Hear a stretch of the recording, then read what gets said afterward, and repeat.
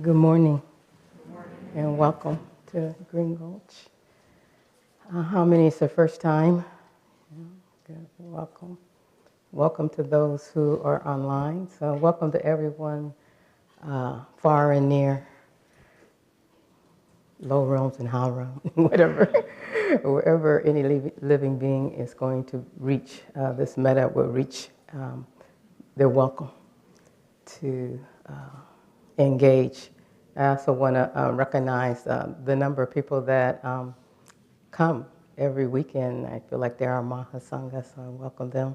I do recognize some of the folks that keep coming, and I see you as part of our Sangha. This is right in front of you, huh? I can't see you either. There's a mic right in the middle. Anyway, there's a seat on the other side, though. Yeah. Mhm. Okay.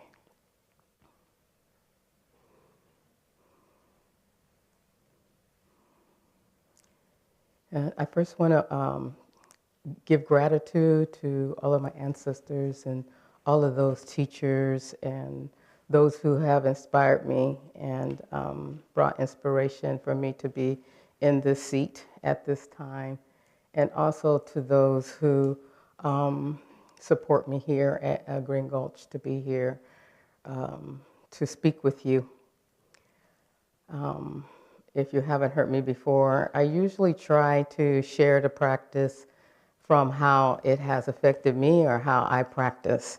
So I share the teachings, and I like to integrate those teachings with the way it has affected my practice. I really feel very special. Not everyone gets a chance to take the seat, but many do. And I do want to thank Abbot Jiryu for inviting me to, constantly inviting me to do things I've never done before. So, so it feels every time as something new. And that part is scary, but it also is what keeps me on the path. Because I'm always thinking I get there and then I have to do something. And I go, well, not quite. Even as something as simple as offering the incense. So today I want to share something. I'm always, as many know, very touched by chanting and sutras. And I want everyone, I'd like to bring the teachings into the room.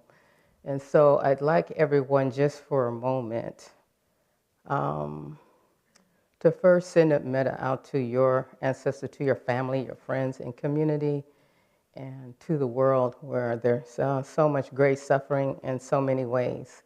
And so we want to take a moment for that first.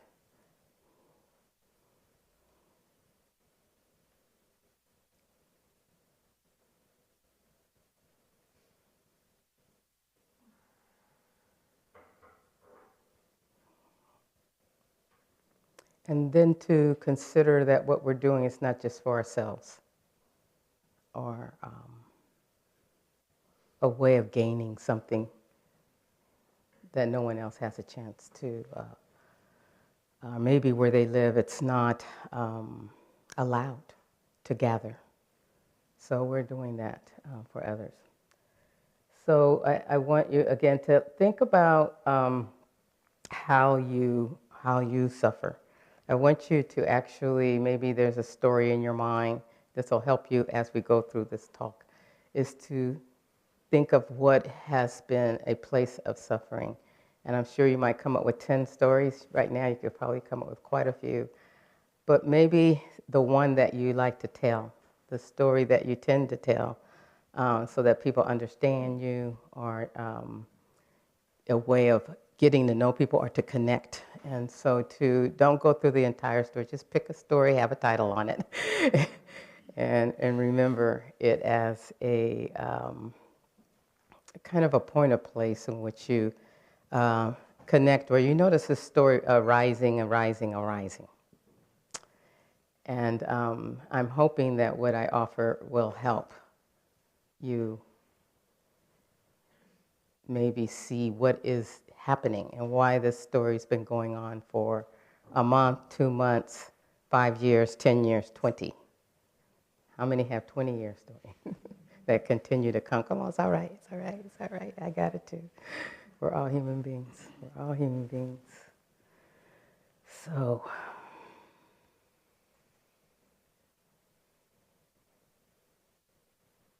one of my favorite sutras is the Heart Sutra.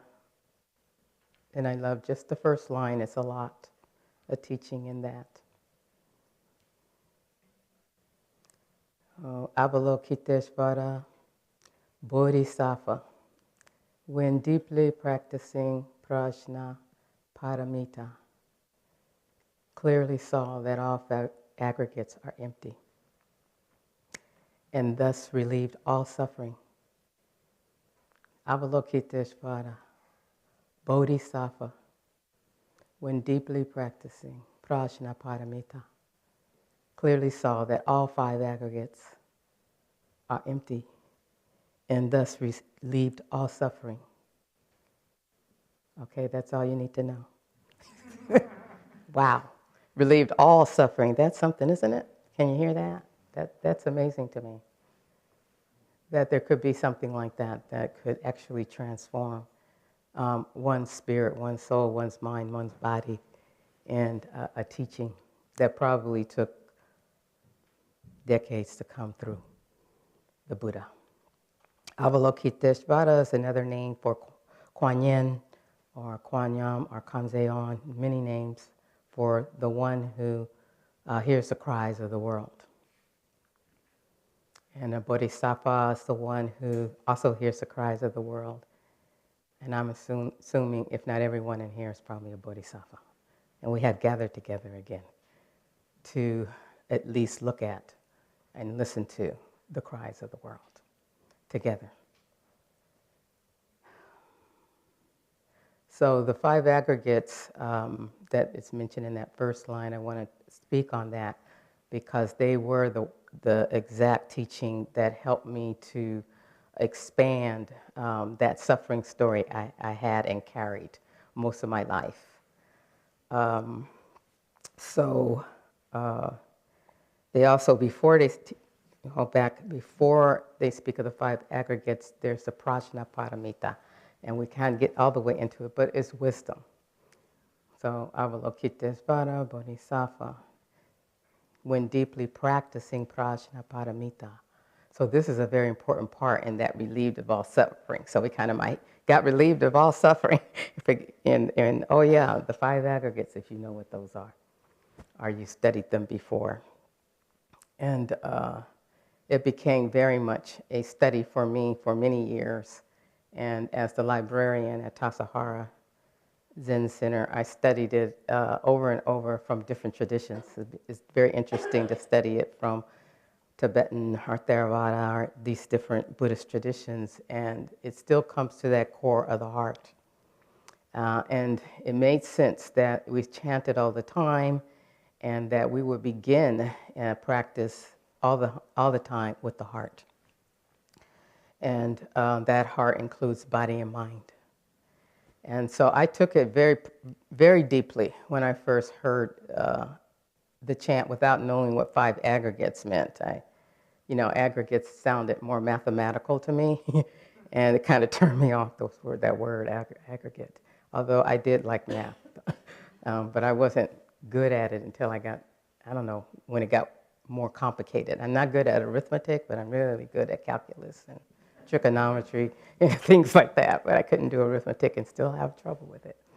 So I don't know what that is. But I wanted to share the 5 aggregates quickly so that we can see maybe how they may affect and how they hold that story and how that story affects how you see the world and how you see each other or different people in your family, your community, and how you see what is happening now, and how you're responding based on some of this teaching. So one is form. And I'm not going to go into the Pali words for them or Sanskrit words. There are Sanskrit words. So form, so we can just say you and me. Right there, you kind of get that idea. There's that feeling of you and me. And the aggregates do give you that feeling that it is you and me, because we're in these bodies, and you have a name, I have a name, you came from someplace, I came from someplace, I had a mother and father, which I give thanks to right now too, for bringing me into this life. And that's not to say they were perfect, but they did bring me here. And so they were the portals for me. And so I kind of see them out there, mom and dad. And then when I see them in me, I just go, oh, no. We're going to keep that over there. No. I don't like form. I don't like that one as an aggregate, as something to hold on to. And then there's feeling, and that is, having our emotions usually beginning maybe sometimes in the body, a sensation. Sometimes we don't notice that. And so maybe when you came into the Zendo, you had some and you just kept walking to your seat with your 100 sensations. And then when I came out, you had some more. And it just keeps going on and on and on. And so I think this is a wonderful thing in being alive. You're alive. That's what they used to tell me when I was suffering. Congratulations. I was like, not quite what I'm expecting here. And so the other one is perception, and it's how you see, or how you might see the world with your senses, or your mind, your eyes, your nose, your ears. All of these things get involved in how you perceive the world. And so this perception is also a way we concretize the you and me, and the sensations and emotions. I want you to stop a minute and see in your story, if you have one, and maybe your suffering is right now, in the moment. But if you have one, just how is form, you and me, sensations, emotions, and then how you're seeing yourself here in the moment, yourself here with everyone sitting together. How is that happening for you? And just be honest. You don't have to share this. It's personal for you right now. It's private. It's practicing right now in the moment. And I do this so that that my words, part of them or some of them, can become something that you can use rather than you can think about. So don't go home and think about it. Just see what happens right now. And then see what happens later without having thought about it. You'll be surprised. The other one's mental formations, and that is saying thoughts, things that come to our minds too. And then consciousness, again, emphasizing the I, mind, that's really promoted by what we see, hear, think, taste, touch, all of these things. So there's a part that when I heard this part, there is no form, no sensation, no perception, no formation. No consciousness, no eyes, no ears, no nose. No tongue, no body, no mind, no sight. No sound, no smell, no taste, no touch. No object of mind, and no realm of sight, and no realm of mind consciousness. There is neither ignorance nor extinction of ignorance, neither old age and death, nor extinction of old age and death.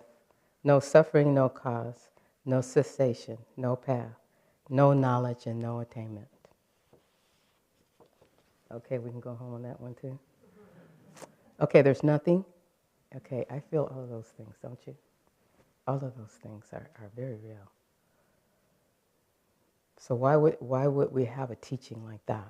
What is that when we're trying to grasp it with our form, our feelings, our perception, our mental formations, and our consciousness, right here in this moment, we're trying to grasp that with this human being that's made up of these aggregates. What is that about? When I first heard that and chanted it, I felt immediate relief. And I didn't know why. Suddenly I felt I was off the hook. I didn't have to live. I didn't have to live in such, micro, what I see, what I saw, what I heard, what I was trying to do with my life, no longer needed to be attended to in that way. And I think that's what I felt. I just remember really feeling the relief and asking for a copy right away of the of the sutra because I wanted to relieve that suffering that it said in the first. Just give it to me because I think I'm feeling it right now, and I'm gonna take it home and do some more of this, relief. And they immediately said no. So at the time, in the old days, Zen, you did not get a copy of nothing. And there just did not come to you. And I was just so shocked, like by maybe 6 or 7 years later to see the sutra book in the bookstore. I was like, what has happened here? This could have been easily done years ago, but I'm glad I didn't get a copy because I just lingered with the feeling. I had the words until I chanted it again the next morning and the next morning and the next morning and the next morning. I wanted to memorize it, and I realized there was no memorizing, and plus I'm not very good at that anyway. Never have been. It's not old age. It's just, my mind's not into it.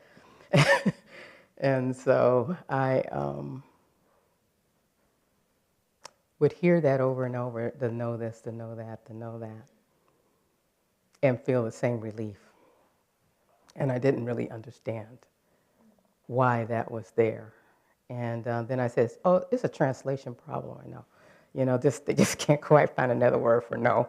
And that might be true, but when I read all the other versions of the chant from different traditions, that it was still there, that idea of this emptiness of things.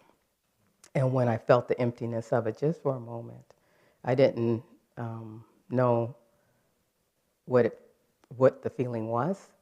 And I surely didn't know how to empty myself again, unless I heard the chant. I had to hear the chant in order to feel it again. And I still kind of would hear the no.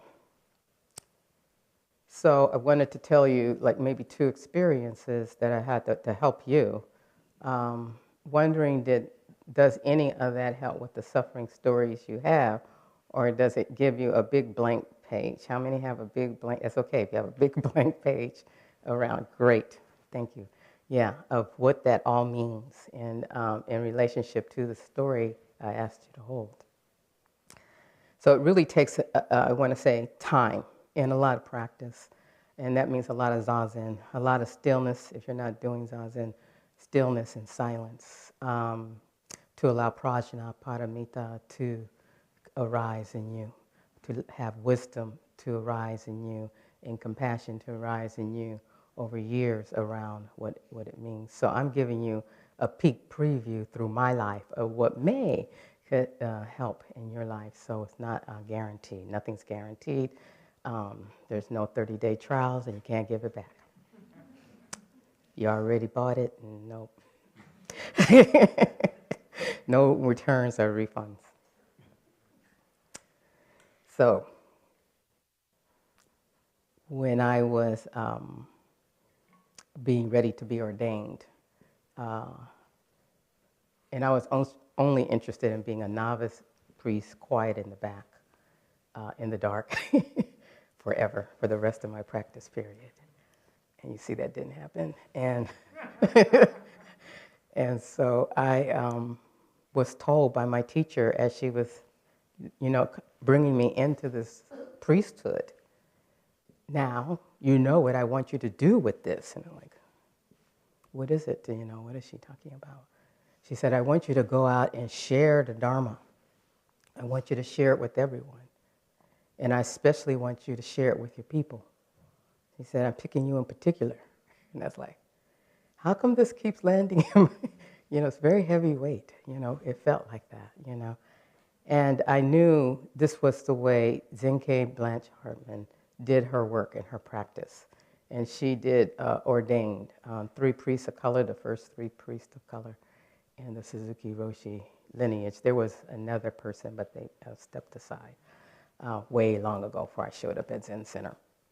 And there were many at different Zen centers, but by the time Blanche came to ordain and Dharma transmit people, there were few, and I was one of the few. I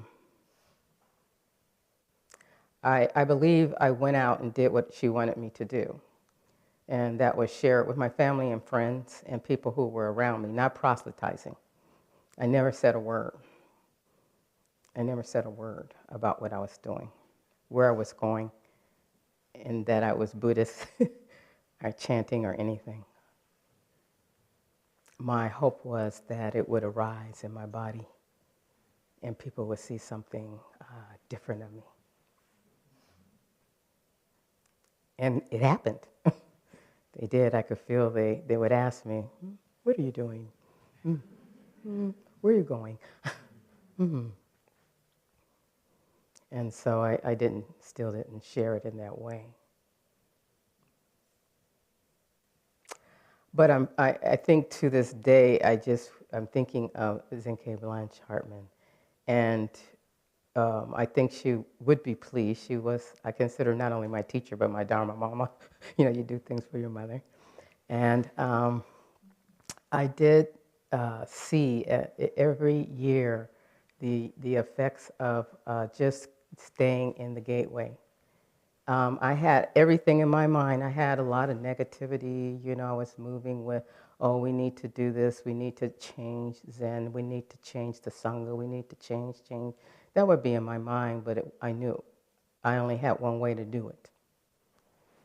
One way. And that was with this life. With this body was the only way I could do it.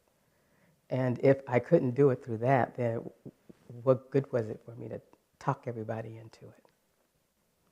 And so, or talk myself into it.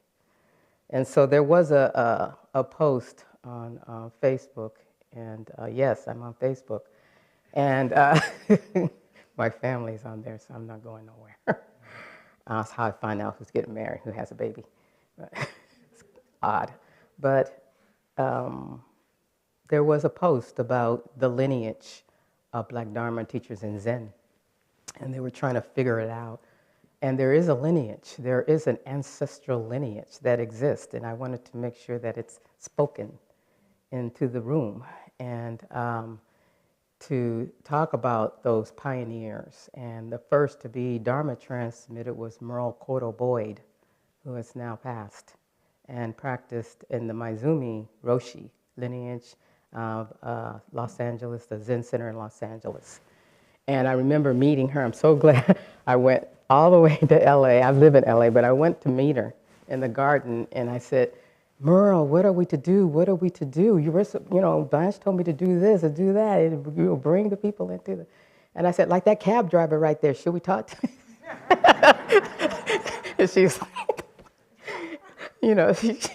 she kind of like, she looks at me directly in my eyes. She says, I want you to know that Dharma wheel is already turning without you saying anything. And I said, it is? We haven't done any work yet. And she said, well, that's the reason you and I are sitting here. And I was like, wow.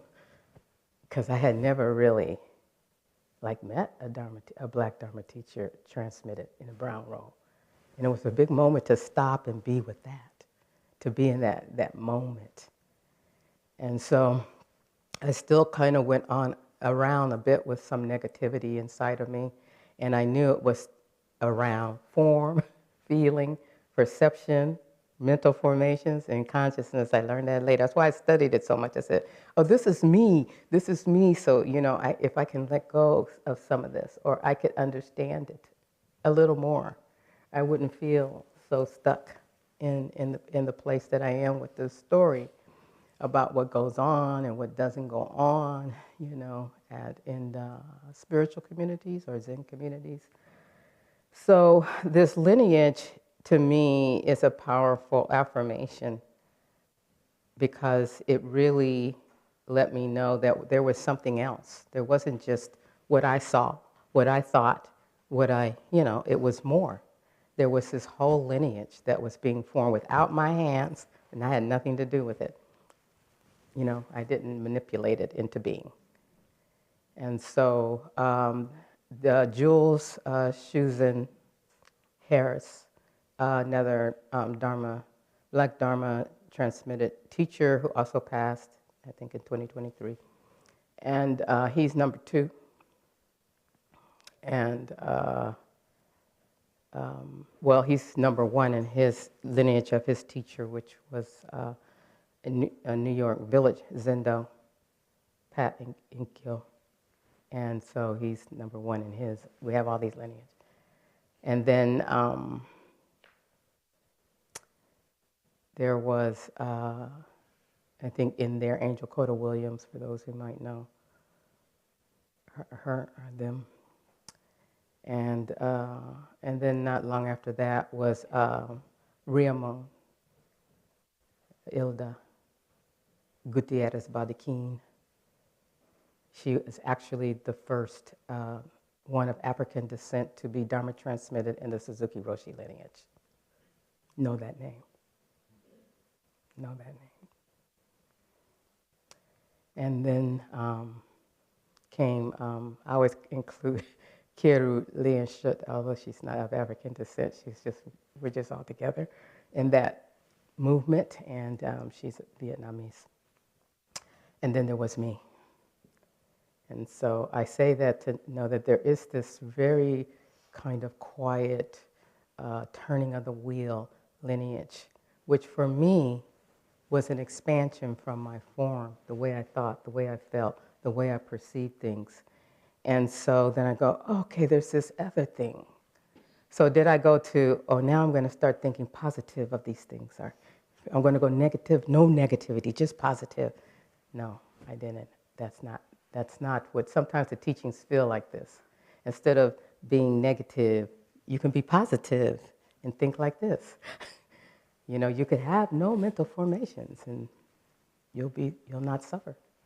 No, that's not what happened. Or a lot of times you hear in Zen, this and that, it's this and that.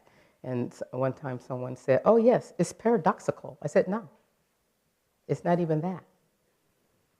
It sounds like that. Oh, if you tell me this, then you're going to tell me it's that, because that's Zen. It's this, oh, then it's that. So what's happening there? It's this and that. It's no, no, no, no, no. What is it? What's happening there in those teachings?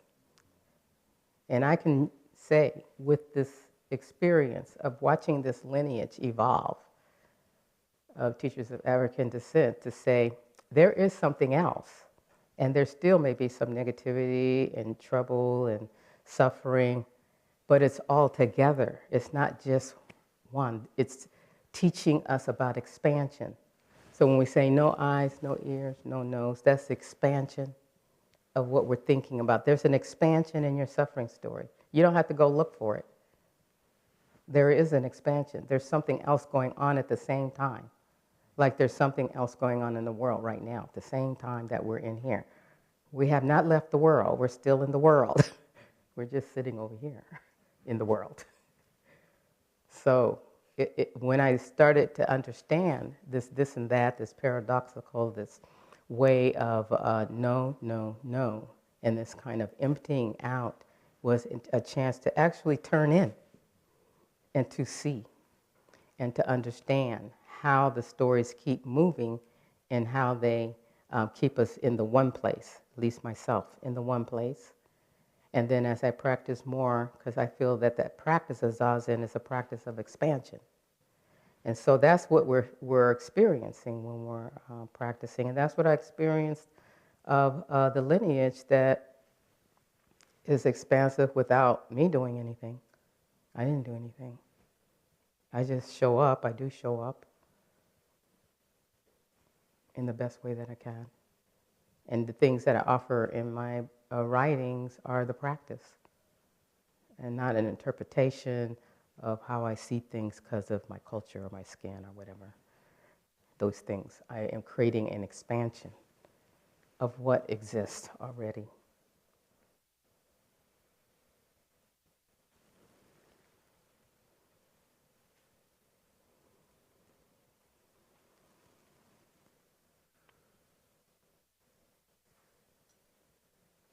You're still you. You're going to be you. I'm still me, and not paradoxically, but in a wider place. It makes no difference. So you can have both. You can have all of it. But which part of it causes the suffering? Which part of it becomes that place in which you just can't get through, you can't think it out, I can't get out of how it feels to be alive in this world at this time? Can you offer yourself or consider in your life now the relief of suffering and also the continuation of it as one life?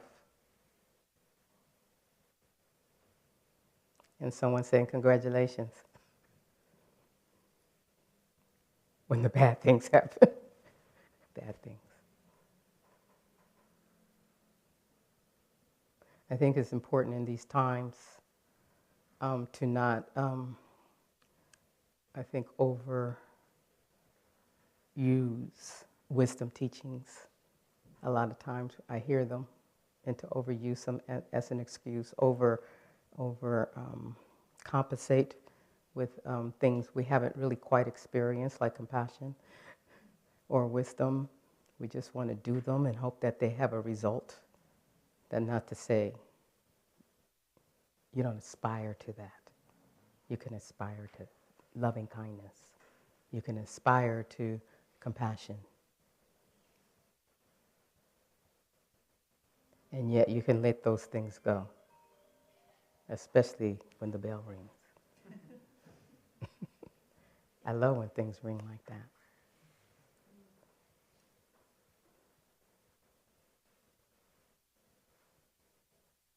What is it that you do?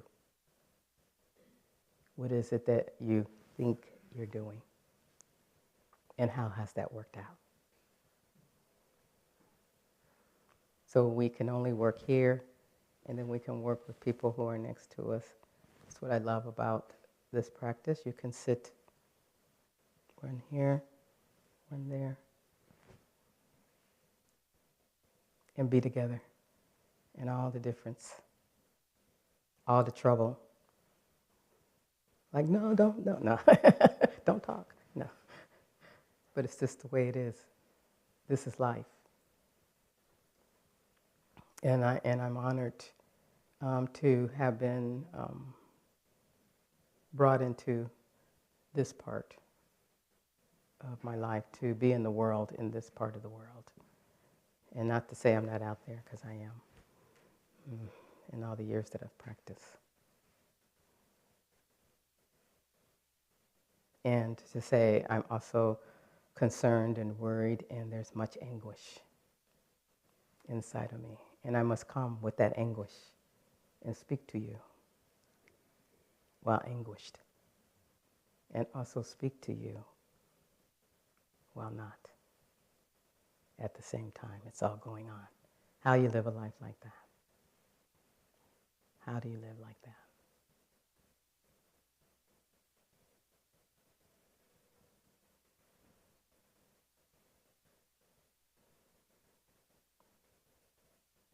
I've done it all my life, so you can live like that. Anguish and not. I think we all have lived a life like that in some way.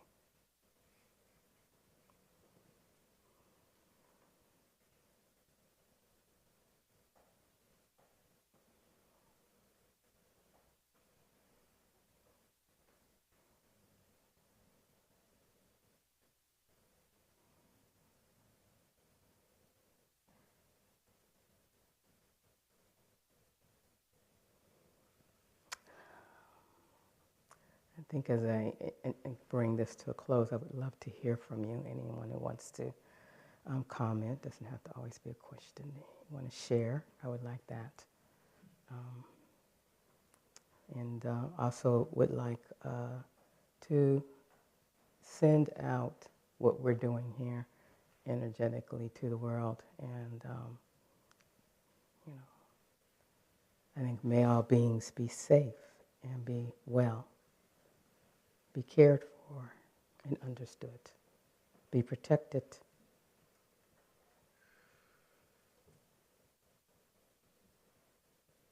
be honored,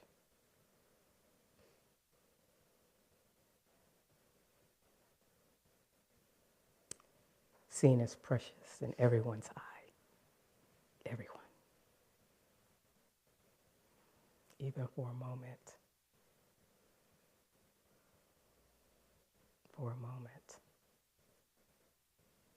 to relieve all suffering. Thank you.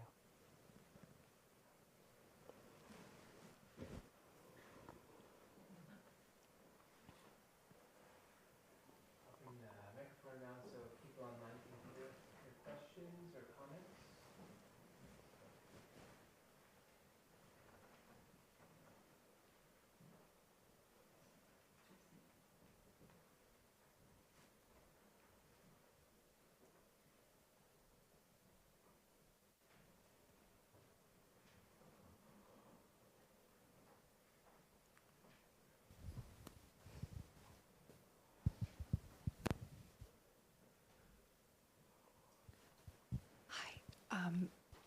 My question is, thank you for your talk. It was very moving. My question is in relation to maybe more practical than what you might be used to getting asked. But when you are facing the day-to-day manifestations of the five aggregates, or you are pulled away from your expansion kind of mind frame, what is your anchor in your practice on a daily basis to kind of bring back from sort of the contraction of those aggregates to expansion? Thank you. I like that question.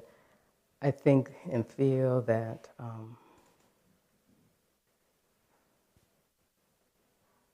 over the years I have learned its stillness and silence. I have learned its breath. Even when I think I have something I need to say that I think may clear things up, and sometimes I do that, and then the suffering just expands instead of, it doesn't go the other way. Not necessarily just for the other person, but for myself as well.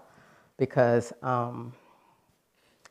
most of what I have learned and encountered, most of what we engaged in life, and when we're engaging with each other, it takes more than 5 minutes or 10 minutes.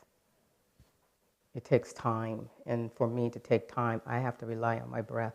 And I totally rely on it. And that's where my faith is. My faith is in the breath and not in outside, like my faith in Zen, my faith in my robe, my faith, my faith in, these various things. But it's the breath that has kept me alive, and it's the breath that I use. And a lot of times, less and less now, especially in the beginning of actually relearning how to breathe, because I didn't know how to breathe when I came to sit still in silence. I couldn't breathe. That's what I learned. I kind of, I still struggle. So I breathe like maybe every, 10 minutes, and then, oops, what happened there? So I started noticing that, and had to intentionally bring the breath from out of my body into my body, and still being, having anguish. And then even if it's time, when the time comes for me to speak or take action, I always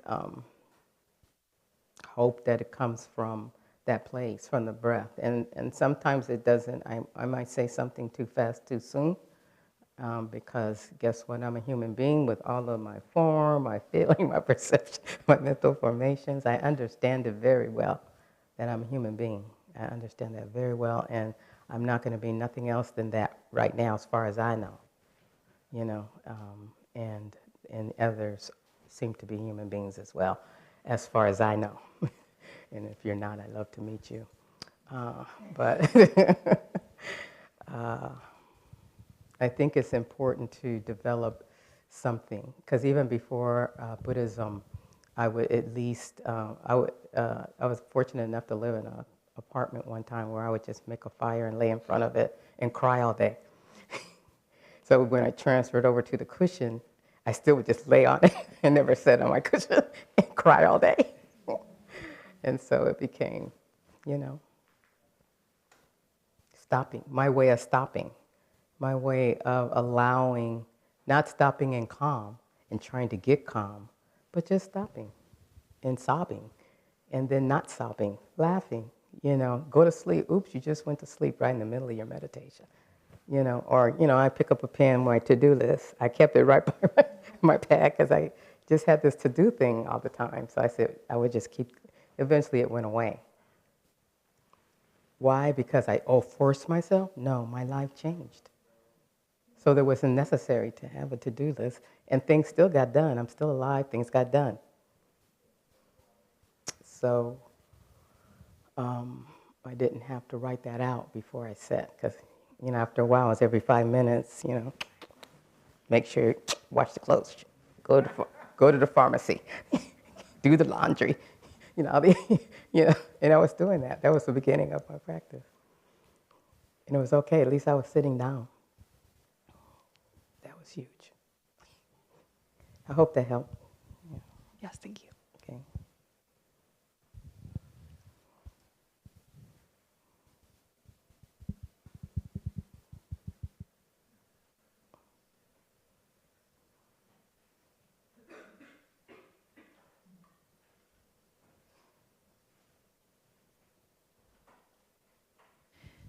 Hi, thank you very much for a beautiful talk.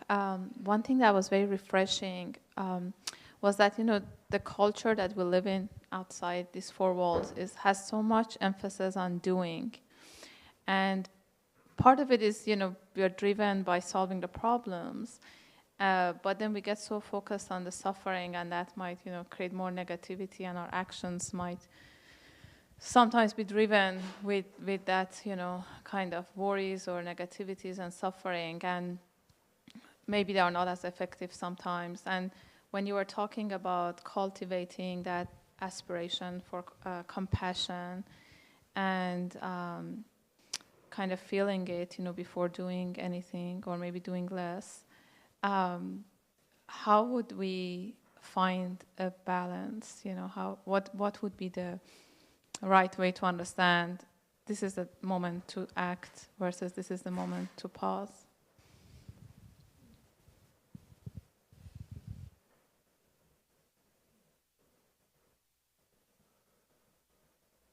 I just want to say a little bit something about compassion. That's what came up for me, and it's nothing to attain. It's already there. You don't have to become passionate. You're born with it. We're all born with it. It's something that blocks it. So that's also part of the chant.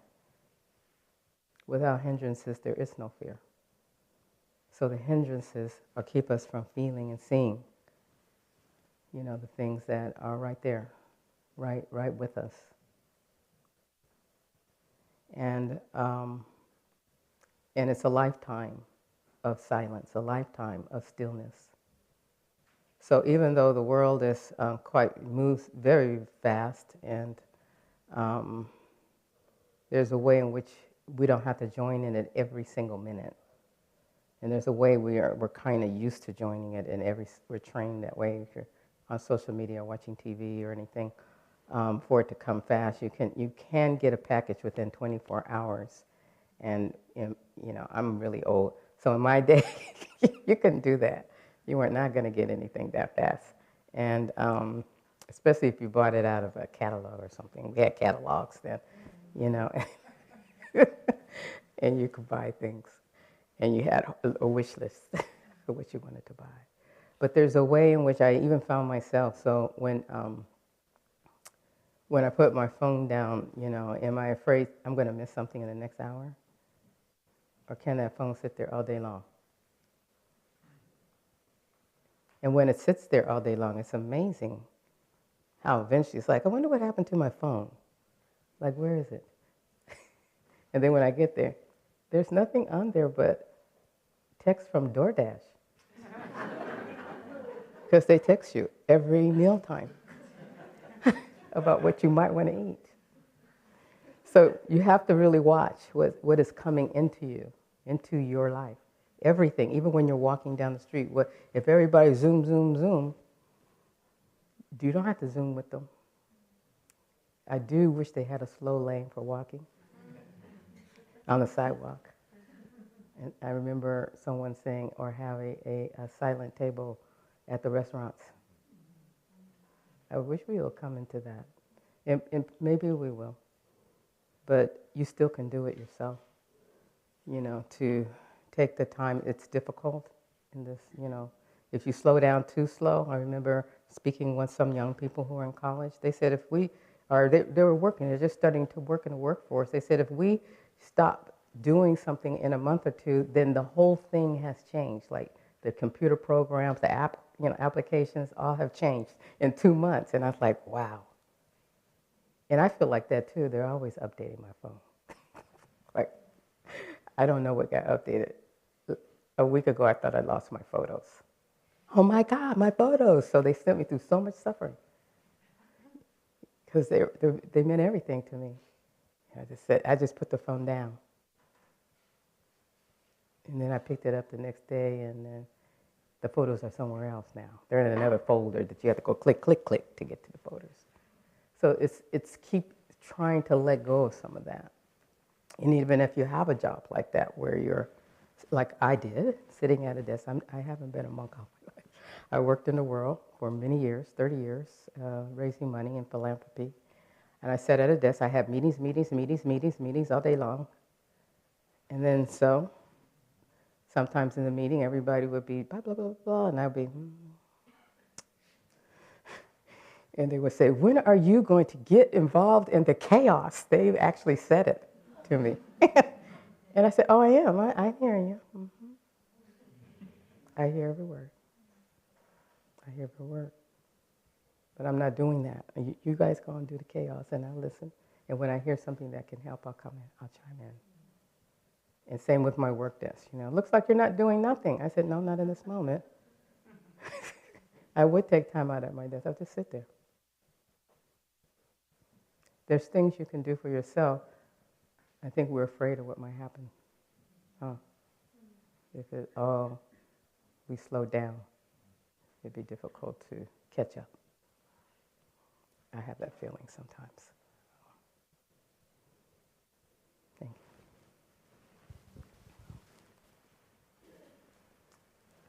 you. Okay, one more. Yeah. Oh, I forgot anything online, but. Hi, thank you so much for your talk.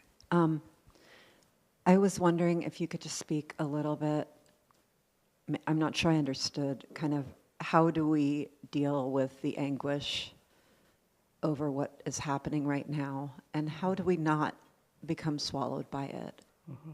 Mm-hmm. And I just struggle with sort of feeling like I need to do more, and I need to, get out there and save the world, and then complete hopelessness and despair. Thank you. So there's a way in which the hopeless and despair is swallowing you as well, right?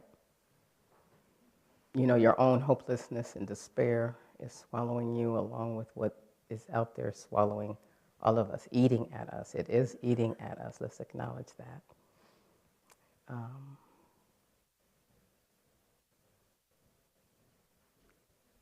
And to me, it's that time. I know a lot of people say, well, I want to sit and I want to get calm. What if now is not the time to be calm? What if now is the time to be a bit agitated and to have anguish and to be pushed and to not be comfortable and to not have any idea what to do? And we've had ideas of what to do, and they've been wonderful. And there have been some wonderful things happening, right, in the world. The peace march that happened, I understand, I'm not sure what tradition the monks were in. But some wonderful things have happened, and The things that are happening now come from that form, feeling, perception, mental formation, and consciousness of old. It's a human condition.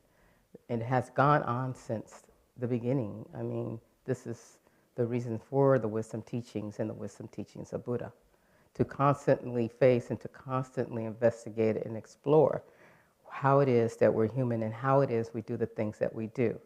We're not separate from the things that are happening, it's just that we're not doing that right now. I have seen innocent people be, I saw this in my own community once in Oakland, where the young ones were like 8, 9, 10, running around calling me the garden lady because I had a garden, the only garden in the neighborhood. And then by the time they got 12, 13, they were on the corner with their guns. They became those people they were even afraid of. So we never know which side and what's going to happen and what we're going to be and what we're going to do. I really feel it's pushing us to do what we already do. And if you can trust what you already do, if you can trust your practice, trust your path as something that is affecting someone's suffering. I really, really am doing and sitting here in the hope that we are doing something right now. And I have faith that we are. It doesn't look like what maybe others are doing. It doesn't look like action. And I think there should be action, and there also should be stillness. But when we take the action, I think for me, it has been best for it to be from the stillness. Even if I march, and I have marched and marched many times in my life, and now that's not for me to do. It's for me to do something else. I don't decide what that is. I just wait till the gate opens. What gateway is there in front of me for me to do that is calling me to do something, to say something, even if it feels uncomfortable, you know, and to just have spaces where we open to each other and open to our hearts. Not in a sort of like romantic kind of, oh yes, sing along way, which is nice too. I love to sing along together. But what rattles you right now? What's rattling you right now in this moment? And if you're capable of being with that, then you might have a different experience of when you go in the world when you're rattled. Because it's not only, oh, I'm rattled because it's happening over there. You're rattled already. We've all been rattled for a long time. For many years, right? For at least 6 with the pandemic, COVID. We've been rattled. We are grieving the loss of so many things. And what if it's not for us to grab, but to witness and see when something opens to us, we're there. I want to be there, and that's what I'm doing. I want to be right there when it's right in front of me, whatever that is. I don't have to go for it, to reach for it, because it's really close. It feels very close when I'm out in the world, or even sitting here. It feels very close, because it's in here. I'm not separate from what's going on in the world.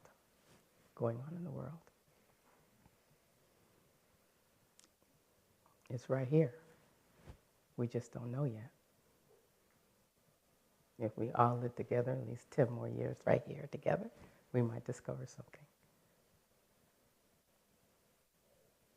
But we're taking this action now with each other, which I trust. It has been great for me to stay in this world and to continue living and to receive the congratulations when I'm suffering. And then to go out in the world and be the same way. I'm the same way in the world. I went with a young student of mine, a bodhisattva. We went to the doctor. She's taking me to the doctors. And then when we left and finished, and we were in the lobby, and people were like kind of looking at us because we're both, don't have any hair. and we looked completely different, right? You know, she has these big, beautiful blue eyes. People are like, what's going on here? And then so when the doctor said, thank you for coming and thank you for bringing her, we both went like that. And it was so spontaneous. I said, did we just bow to her? Oh my gosh. I said, what did she?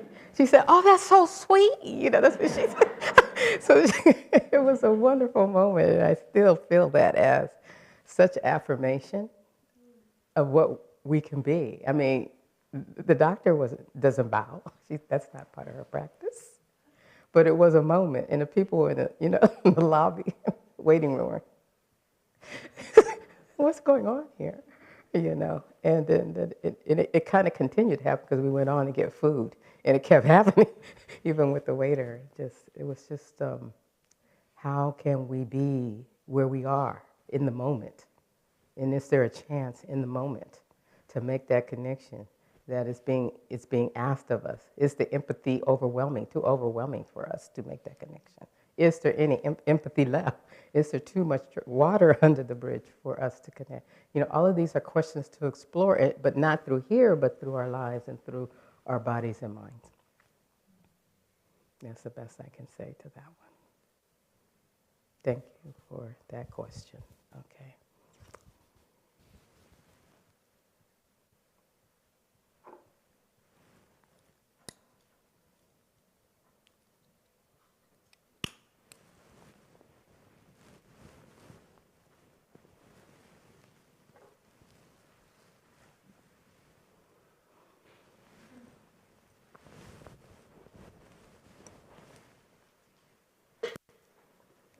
May our intention